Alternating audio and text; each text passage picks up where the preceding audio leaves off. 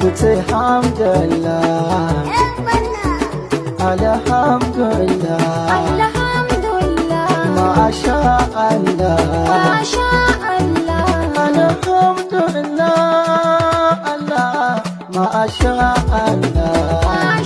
Allah, kuce ta faru,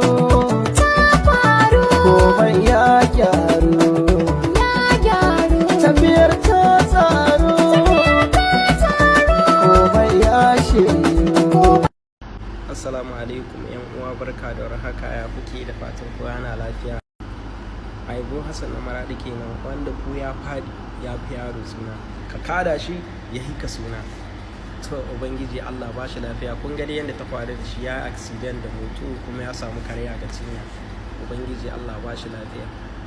To kun gan shi nan kwanci kamar yadda kuke gani, amma an turo cikin wani group namu wanda muke daga cikin shi na matasan jihar Maradi. To daga ciki an turo wannan hoton da kuma audio, ana cewa har da ma maganganun da likitan yayi, yana cewa insha Allah zai samu sauki nan da kusan Allah da nan ba da dadewa ba. To ubangiji Allah ba shi lafiya, Allah ta shi kafa da shi.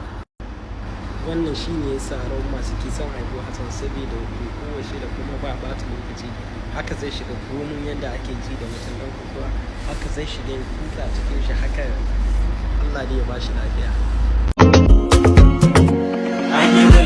Sifari shi ya sani na canza guri, tafiya ta tafi da mu, falke na neman guzuri, waka ta karɓi tuni, saurara kuka ba mu kuni, ni na rike layi na ban hada harka ta da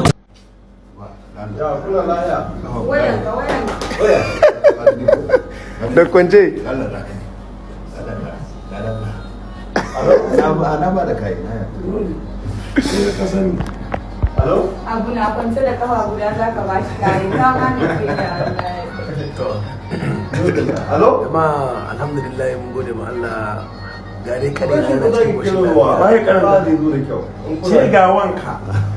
Wane ne kanan ka? Ka zan magana kana rike hannunka.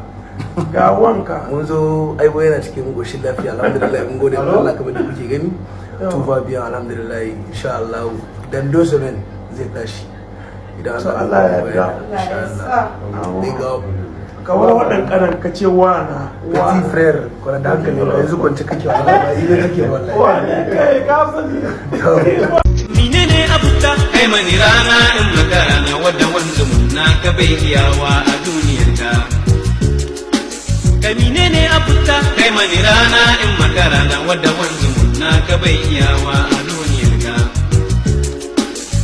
Shi ne abuta